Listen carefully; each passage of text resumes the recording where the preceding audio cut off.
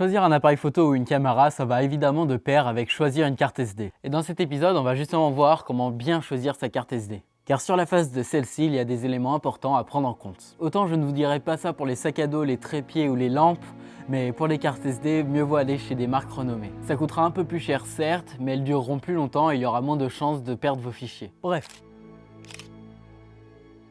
Je ne vais pas m'attarder longtemps sur le stockage, surtout que ce n'est pas très important, mais sachez simplement qu'il ne vaut mieux pas descendre en dessous de 16 Go pour la photo et 32 Go pour la vidéo. Et vraiment, ça c'est le minimum. Maintenant, il y a même des cartes qui peuvent contenir 128 voire 256 Go ou encore plus. Alors après, c'est un choix personnel, mais pour l'instant en 2020, je préfère avoir deux cartes 64 Go qu'une carte 128 Go pour les mêmes raisons qu'on a citées plus tôt en cas de perte de données. La vitesse de lecture exprimée en mégabytes par seconde, c'est la vitesse à laquelle la carte SD est lue par un ordinateur ou par tout autre appareil. C'est important cependant de faire la différence entre mégabytes et mégabits.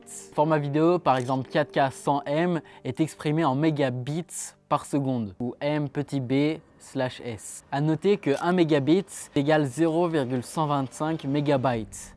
Mais c'est sûrement plus parlant en disant que 8 mégabits est égal à 1 mégabyte. Car 1 bit c'est la plus petite valeur en informatique, elle peut prendre la forme de 1 ou de 0, et 8 bits forment un octet, ou 1 byte. Et donc le nombre qui est écrit sur la carte SD, c'est en fait la vitesse de lecture de la carte, qui va être utile notamment lors du transfert des données sur l'ordinateur. La vitesse de lecture va notamment être très importante pour les disques durs, si jamais vous souhaitez avoir les fichiers de votre projet sur le disque dur, tout en travaillant depuis votre ordi.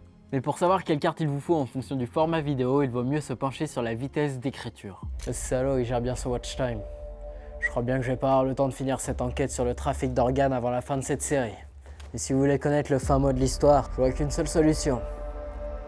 Il va falloir que vous alliez jusqu'à l'épisode 20. Sur certaines caméras, vous ne pourrez pas enregistrer dans certains formats vidéo si votre vitesse d'écriture est trop faible. Par exemple, sur mon ancien boîtier avec mon ancienne carte SD, l'enregistrement s'arrêtait au bout de 10 secondes en Full HD. Justement parce que cette vitesse d'écriture était trop faible. La question c'est donc quelle carte choisir si le nombre écrit en gros ne correspond pas à ce qu'on cherche. La réponse à cette question, c'est simplement en se penchant sur les classes, qu'il s'agit du nombre entouré, généralement situé au milieu à droite de votre carte SD. Celles-ci définissent la vitesse d'enregistrement minimum pour garantir un enregistrement vidéo ininterrompu et fluide. Les nombres entourés correspondent donc à la spécification actuelle, mais elles commencent déjà à être un peu dépassées. La nouvelle nomenclature, c'est le chiffre à l'intérieur d'un U. Sauf que U1 est l'équivalent de classe 10, soit une vitesse d'écriture minimum de 10 MB, et U3, 3 fois plus important, soit 30 MB seconde. Mais en gros, pour tourner des vidéos, voire même prendre des photos aujourd'hui, il ne faut surtout pas aller en dessous de classe 10 ou U1. Et même si vous faites de la vidéo avec votre boîtier numérique, il vaut mieux opter pour du U3. Enfin, le plus important, et je l'ai bien sûr gardé pour la fin parce qu'il faut ménager son watch time, c'est la vitesse maximale à laquelle la caméra peut écrire sur la carte. Pour ça, il faut se pencher sur le format de la carte, qui peut être SD, SDHC ou SDXC. La différence entre ces trois types de cartes sont leurs formats par défaut, soit respectivement FAT16, FAT32 et exFAT. Aujourd'hui, il n'y a donc plus de carte SD à proprement parler sur le marché. Le 1 ou le 2 romain situé à côté du format de la carte correspondent à Ultra High Speed 1 ou 2.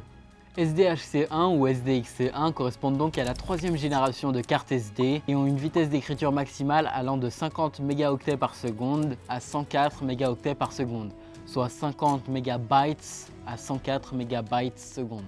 SDHC2 et SDXC2 correspondent donc à la quatrième génération de cartes SD et ont eux une vitesse d'écriture maximale allant de 156 mégaoctets par seconde à 312 mégaoctets par seconde, ou encore une fois mégabytes par seconde. C'est normal que j'ai pas de carte SD? Ouais, t'inquiète, on rajoutera un poste. Salut les filles, j'espère vraiment que vous avez pris des cartes SD parce que ouais, c'est de la merde. Moi de base, je suis là pour me faire de la thune parce que j'ai besoin de rembourser mon boîtier numérique, mais là c'est de la merde. Et puis salut les filles en 2020. Oh, c'est pas parce que j'ai mis un LUT et un format 4 tiers qu'on est en 1980, c'est un fond vert. Puis toi, comment t'allais rajouter un U dans les cartes SD là? En termes de compatibilité, une caméra supportant un format SD peut accueillir uniquement des cartes SD. Une caméra supportant un format SDHC peut accueillir des cartes SD et des cartes SDHC 1 ou 2. Et enfin, les boîtiers supportant des cartes SDXC peuvent accueillir des cartes SDXC, des cartes SDHC et des cartes SD. A noter bien sûr que si vous avez une SDXC2, alors il faudra une encoche spéciale pour votre carte SD pour qu'elle soit exploitée à son maximum. Et cette encoche pourra supporter des cartes SDXC2, SDXC1, SDHC2, SDHC1 et SD. Voilà, j'espère que vous avez apprécié cette vidéo. Si c'est le cas, n'hésitez pas à mettre un commentaire pour m'aider. Vous pouvez aussi liker et partager cette vidéo. Je sais que c'était pas la plus intéressante, mais voilà, il fallait y passer parce qu'un boîtier sans carte SD, ça sert à rien.